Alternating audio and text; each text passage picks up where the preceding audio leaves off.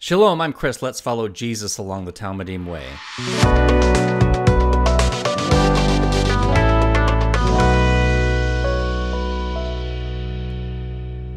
Lesson 21, we are calling this House on the Rock, and we're going to be primarily in Matthew chapter 7. Acts 17:11 reminds us to be Bereans, receive the word with great eagerness, and examine the scriptures daily to see that these things be so. As we look at chapter 7, many of these statements we're going to encounter are going to be very familiar to us, but as always, let's remember that his word is inexhaustible, and there's always something to teach, even the most familiar passage. So some of the themes here: judge not, lest ye be judged. He's going to talk about removing the log in your eye and the speck in your brother's eye. Pretty familiar. Don't cast your pearls before swine. The golden rule is treat others the way you want to be treated. And then he's going to say only those who enter through the narrow gate will enter. So if you're on the wide gate, you might be on the wrong path. Depart from me, those who never knew you. This is probably one of the scariest verses in the Bible, because you can call him Lord, Lord, but then on that day he may say, depart from me, I never knew you. He's going to conclude with build your house upon the rock. He'll have a very vivid word picture there. And then the crowd's going to notice that he speaks with all authority. So pretty busy chapter, and we'll just dive right in.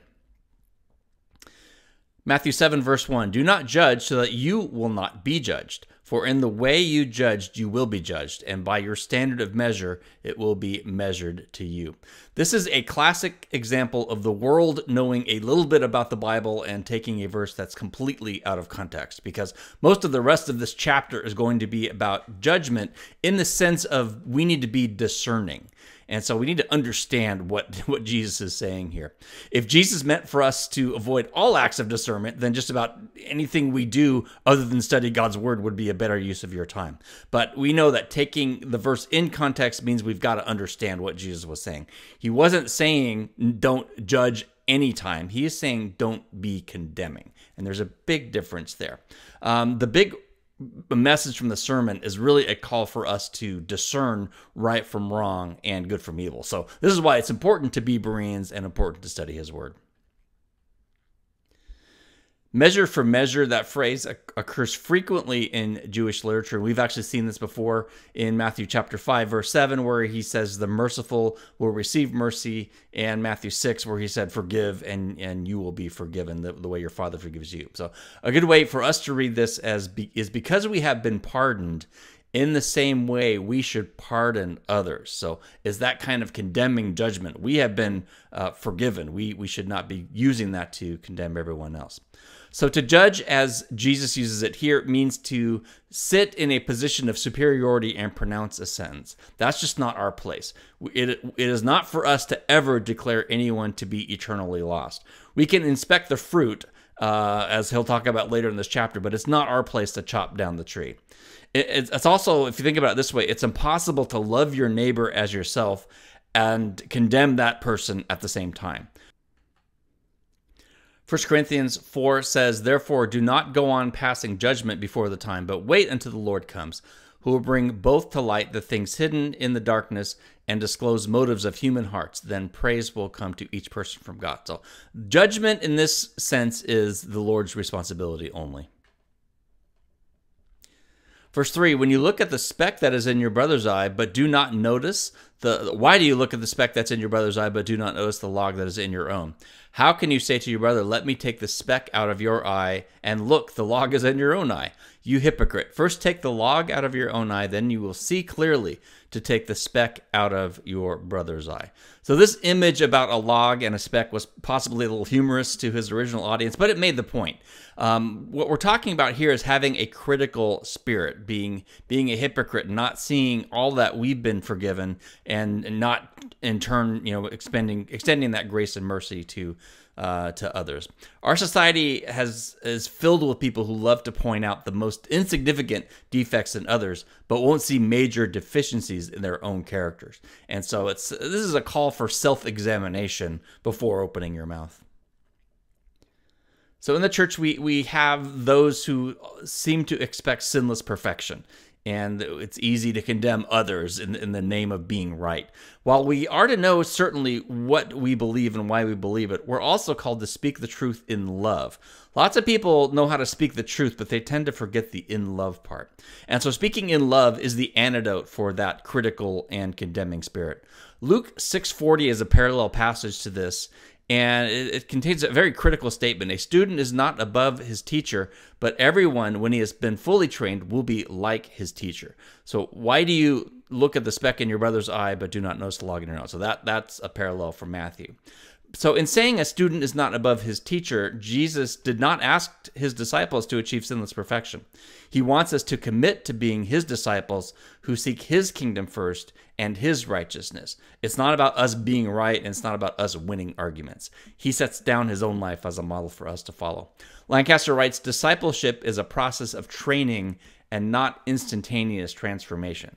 So maybe this is an area where you and I need to work on a little bit. And speaking the truth in love takes practice. It's hard to do. It's easy to speak the truth, and it's easy to be loving, but it's a delicate balance to have those difficult conversations. The word that Jesus uses here for hypocrite comes from a term that's a theater term, and it talks about an actor who wore a mask to depict his character. And so the term comes to mean a pretender. So if you look at the faces in the middle of the picture there, you can see these theatrical masks on that are on display there.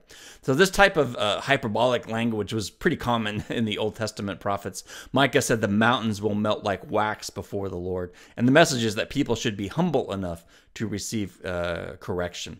The 7 letters in Revelation 2 and 3 are a form of report card issued by none other than Jesus himself.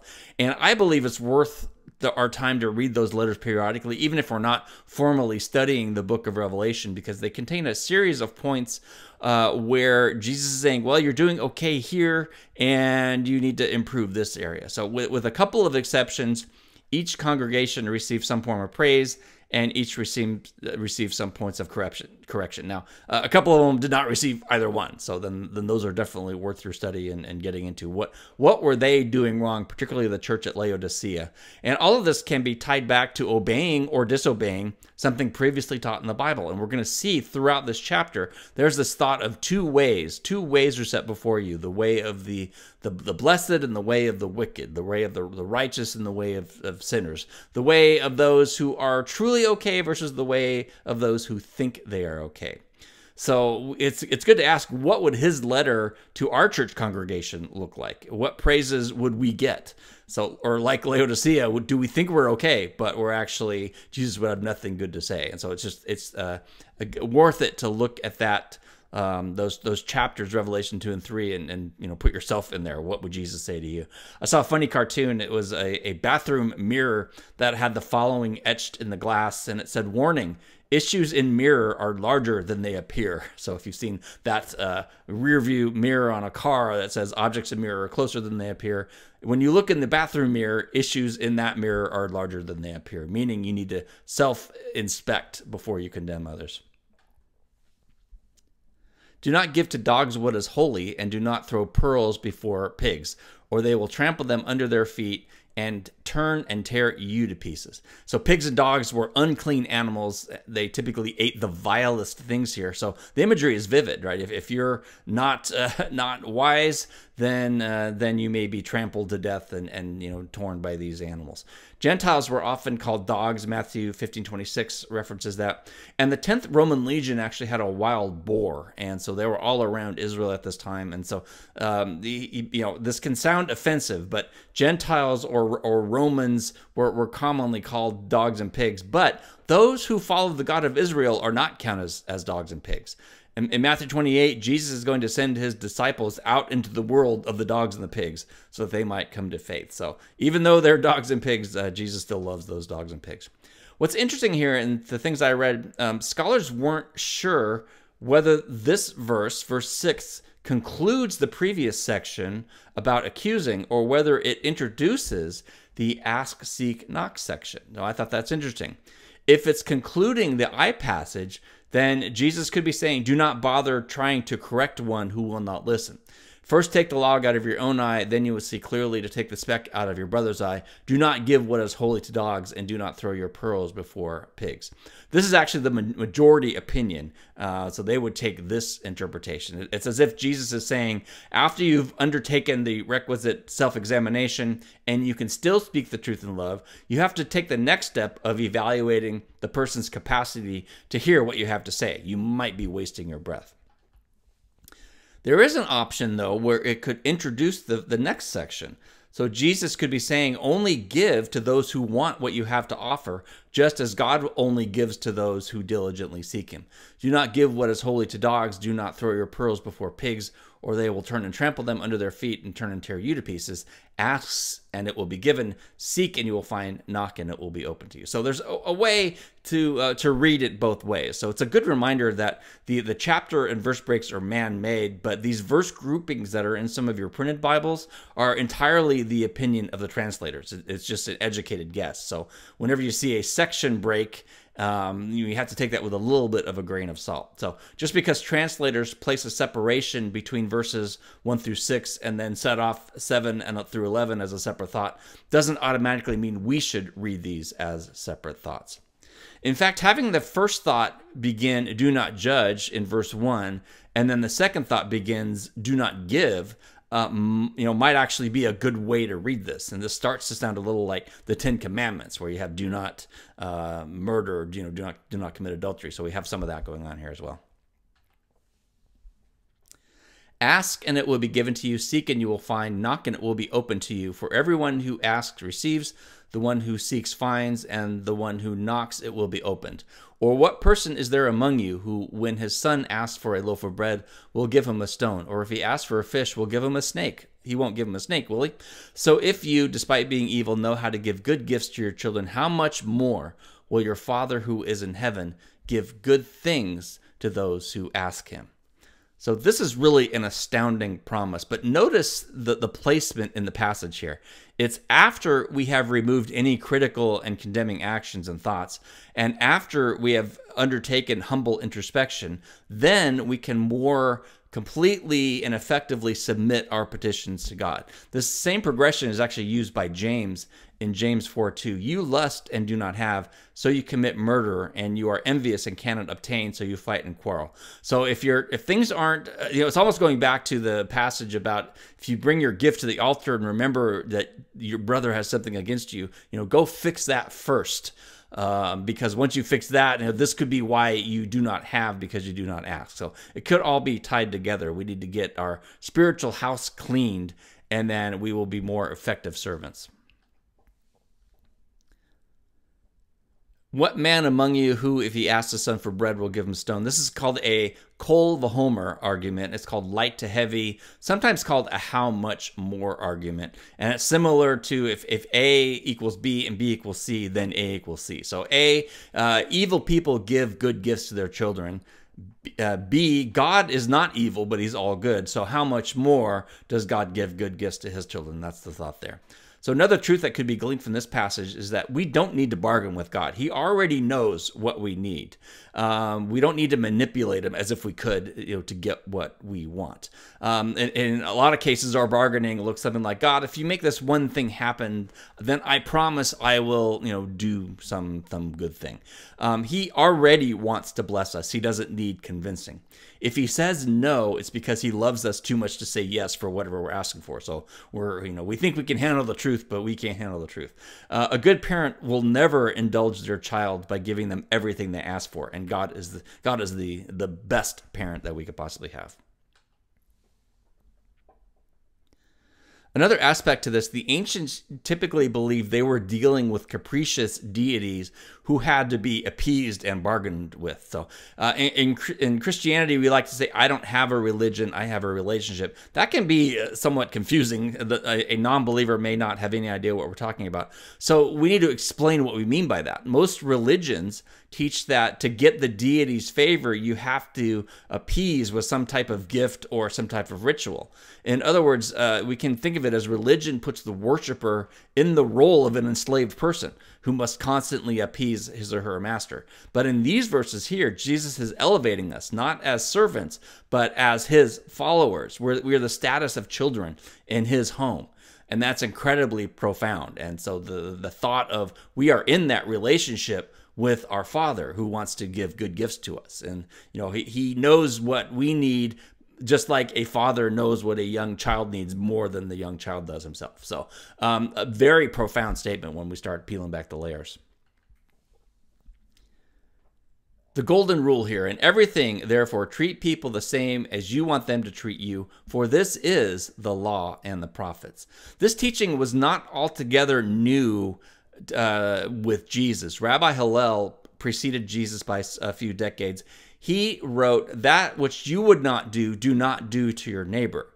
And so while that's true, it's very similar to the oath that doctors are supposed to take, which is do no harm, meaning don't hurt anyone else, just like you wouldn't want to be hurt. A lot of non-Judeo-Christian religions have this going on. They have some form of do no harm or live and let live. And so this leads to the statement, I think Gandhi said it, that what Christianity calls the golden rule is actually common to our religions. That's not quite true, because Judaism and Christianity go far beyond this. Jesus references Leviticus 19:18, love your neighbor as yourself. It's not good enough to passively do no harm. Loving your neighbor as yourself means we actively seek out opportunities to do good. So there's far more going on with this verse than we may realize. Merely tolerating those who are different is not enough. We have to find ways to serve them and show them that we love them. Dallas Willard wrote, "The golden rule is devoted to the good in the lives of those around us, and it reaches far beyond the mere absence of harm. It aspires toward a remarkable richness in their lives, not simply the alleviation of their suffering." So all of the good things you would want done to you, that's what we should be doing to others around us. The golden rule will actually get the bar gets raised even higher one more time. John 15:12, "This is my commandment, that you love one another." Okay, that's good enough. That's Leviticus 19:18. But then Jesus continues, "Just as I have loved you." And so if this Matthew 7 is the golden rule, John 15:12 might be called the platinum rule, because Jesus raises the bar dramatically here. Especially others who don't look, think, or act like us, that bar is really high. And this will actually lead directly to his next point about being on the road. And so if we're on a road where we're looking, thinking, and acting like everyone else around you, we just might be on the wrong road. So we'll get to that next. "Enter through the narrow gate, for the gate is wide, and the way is broad that leads to destruction, and there are many who enter it. For the gate is narrow, and the way is constricted that leads to life, and there are few who find it." The Jewish audience would have known right away what he was talking about. Deuteronomy 30 talks about two ways.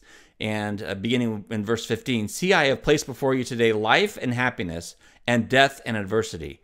In that I am commanding you today to love the Lord your God, to walk in his ways, and to keep his commandments, statutes, and judgments, so that you may live and become numerous, and that the Lord your God may bless you in the land where you are entering to take possession of it. But if your heart turns away," it continues, "and you will not obey, but you allow yourself to be led astray, and you worship other gods and serve them, I declare to you today, you will certainly perish. You will not prolong your days in the land where you are crossing the Jordan to enter, take possession of it. I call heaven and earth to witness against you today. I have placed before you life and death, the blessing and the curse. So choose life in order that you may live, you and your descendants." So very similar language used in Deuteronomy that Jesus is using here.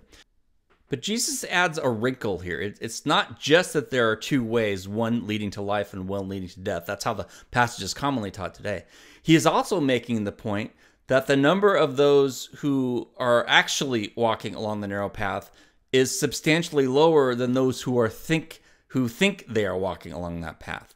Most Jewish people then and now believe that they're in the club. And by the way, most Christians think the same way. All because at one point in their life they made a decision, in quotes, to follow Jesus. Then they're on the team and they're on the narrow path. The easiest person in the world for me to deceive is me. So maybe my bathroom mirror should also read, self-deception is larger than it appears. We must continually work out our salvation with fear and trembling. And that means continually examining our lives. What is going on in our lives? Are we really on the narrow path and entering through the narrow gate? Or are we on the wide path that leads to destruction? We base a lot in our world on what we see with our eyes, and we're all formed in some sense by our consumer culture. So in our culture, popularity means not only success, but it also means legitimacy. A pastor with a large church must be a better pastor than a pastor with only 30 or 40 people. That's the thinking. But we know there's an adage, correlation is not causation. In our desire to make Jesus appealing, we run the risk of giving people what they want and giving ear candy. So people come through our doors and they feel good about themselves and they walk out being happy and they come back again. But in our desire to make Jesus appealing, we must make sure we are not merely presenting people with the God they want, but with who the God that they're worshiping really is. And that's why we're doing this study. The flip side, though, is if we are on a road with other believers in a community that believes Jesus says what he means and means what he says, and we all wrestle with those words together and we're trying to make every attempt to live out his commands faithfully and in love, then he is walking with us in our midst, and the narrow road will never be lonely. And we talk about the Luke 24, the road to Emmaus, where Jesus has that picture of two disciples walking, and Jesus is right there. So the narrow path need not be lonely, but it's good to make sure that we're on the right path.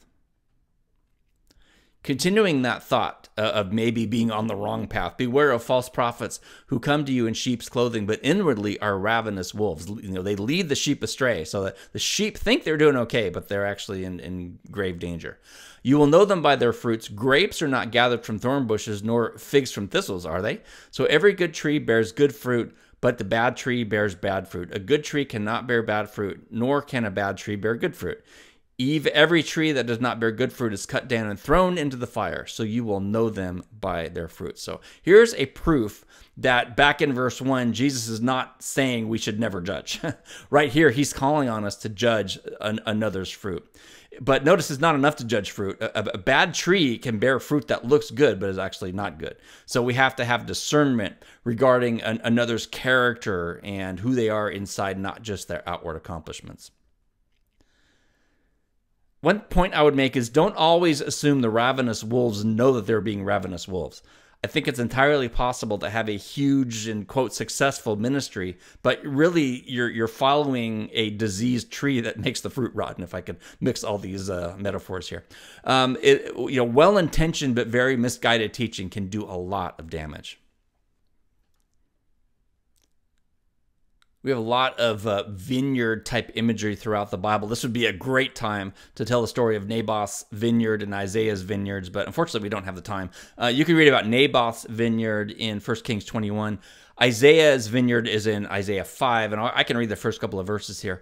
Let me sing now for my beloved a song of my beloved about his vineyard. My beloved had a vineyard on a fertile hill. He dug it all around, cleared it of stones, planted it with the choicest vine, and built a tower in the middle of it. And when we go to Israel, we're going to see examples of a watchtower that's in a vineyard. He also carved out a wine vat in it. Then he expected it to produce good grapes, but it produced only worthless ones, or as the King James says, it brought forth wild grapes.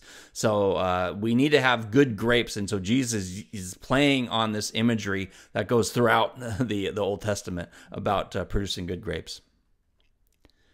When you and I hear grapes and figs, we often think of fruit and maybe an alcoholic beverage or something like that.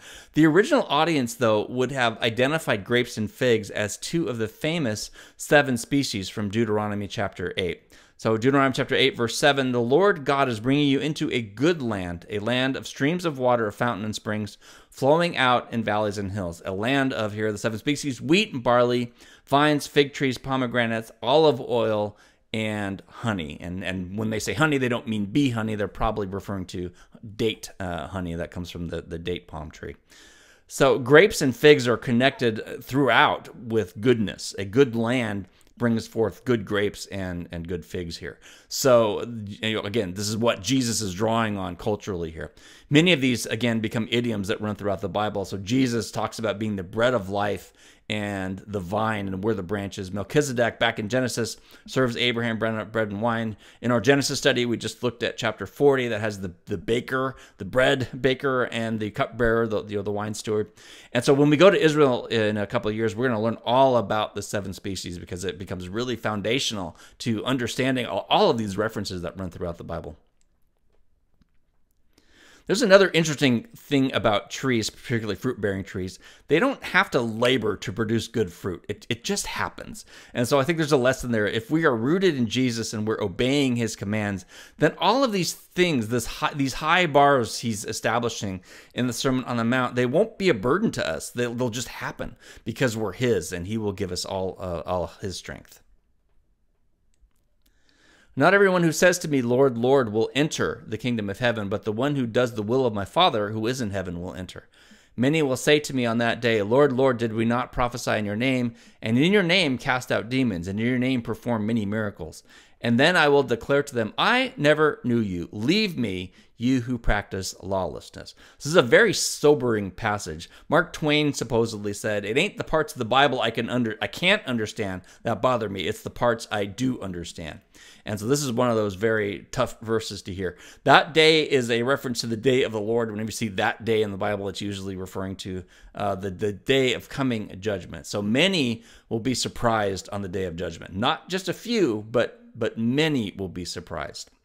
So a lot of us are familiar with Matthew 7, and we can miss the fact that up until this point, several warnings have been issued. So in a sense, the many who will be surprised on the day of judgment, they should have seen it coming, because Jesus had some stern warnings here. So he gave a warning against condemning others, and we can draw on John 15:12 that we read earlier. This is my commandment, that you love one another just as I have loved you.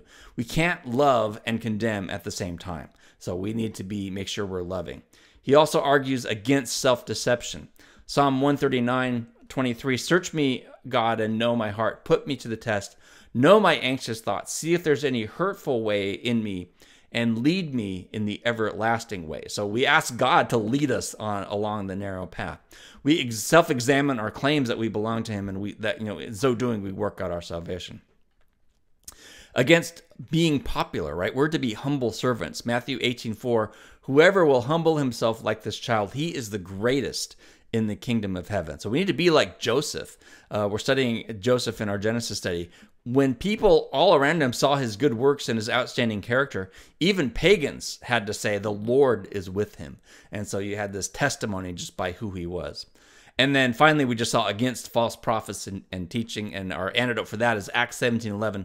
Study the scriptures daily to see if what these teachers are saying is really true or if it's false. A lot of people can call him Lord, but in a sense, Jesus is saying, show me by your actions, don't just give me lip service. And this is particularly clear when we get to Matthew 25. You'll have this exchange, Lord, when did we see you hungry?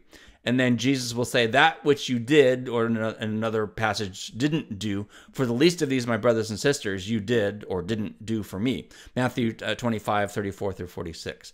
If we call him king, we need to live like he is our king. I can know all about serving the king, but that is not the same as serving the king, right? I can do a lot of good things and even things that further the kingdom, and I can be totally devoted to a ministry, but that is not the same as being totally devoted to God. So we have to make sure we're bearing good fruit, but doing so in the way that Jesus commands. Leave me, you who practice lawlessness. So Jesus could have been saying something interesting here. We're often taught that the opposite of law is grace. So grace and law are opposites. That's actually not true. The opposite of law is lawlessness. So remember in verse 12, Jesus said the golden rule is the law, or the Torah, and the prophets. So one interpretation is he could be saying you can put on a show that you are religious, but if you aren't practicing my Torah, my law, these precepts as I've just taught you over these last 3 chapters, you are practicing lawlessness, or we might say Torahlessness. Jesus would say, "Blessed are you who hear my words and demonstrate the will of my Father by your actions, by following Jesus' Torah." And so that's very important. Therefore, everyone who hears these words of mine will be and acts on them. They're very important. It will be like a wise man who builds his house on the rock. And the rain fell, and the floods came, and the wind blew and slammed against the house. Yet it did not fall, for it had been founded on the rock. So for those who want to interpret the Sermon on the Mount as setting such a high standard that no one can keep it, and it just is there for us to realize that we need his grace and mercy, Jesus sure does spend a lot of time telling people that they need to keep his words. I don't think he was winking at the disciples as he was giving all of these high standards of behavior. The word Shema in Hebrew, it means to hear, but it means to obey and to put into action. And as Strong's Concordance says, to hear, Shema means to hear intelligently, often with the implication of attention and obedience. And so this statement here is really a fantastic summation of Jesus' Sermon on the Mount. We don't just let them go in one ear and out the other. We have to put them into practice, and we have to build our house on his words, and we have to act on his words. In Israel, rocks are just about everywhere. You can't walk through the country without seeing a pile of rocks. We're going to visit Katsrin village when we go there, and we can see the houses that are built from volcanic rock and that are also on the foundation of rock. Even the temple in Jerusalem was built upon the bedrock of Mount Moriah, and you can see that as you walk up. So the diagonal lines are the bedrock foundation, and then you can see the more modern structure, I would say, 16th century walls up on top. While rocks are everywhere, flat, sandy areas are relatively scarce. So Jesus says, everyone who hears these words of mine and does not act on them will be like a foolish man who built his house on the sand. The rain fell, and the floods came, and the winds blew and slammed against that house, and it fell, and its collapse was great. So it's kind of obvious. The takeaway is don't be stupid, right? Don't build your house where your house is going to collapse. But the vivid imagery here is really striking. There are some areas in Israel along the coast where there's sand, but people didn't live there because it was defenseless. And so when you see this, really the only place that sand can be found in quantity or what are called wadis, or dry riverbeds. And so you can see this video here has got this kind of wash area, and that's where you find sand. And so now look at the water coming, and this is the beginning of a flash flood. So literally with no warning, this area here can become the vessel, the passageway for the flash flood. And so how dumb would it be to build your house in the middle of this wadi on the sand? That's what Jesus is saying. That's Jesus' point. It would be the epitome of stupidity to hear his words and not act on them. And we almost lost a dog there because the waters just come rushing like that. So this is the imagery that he's using here. Don't build your house where a flash flood's going to come and wash it all away. That would be like hearing his words and then having them go in one ear and out the other.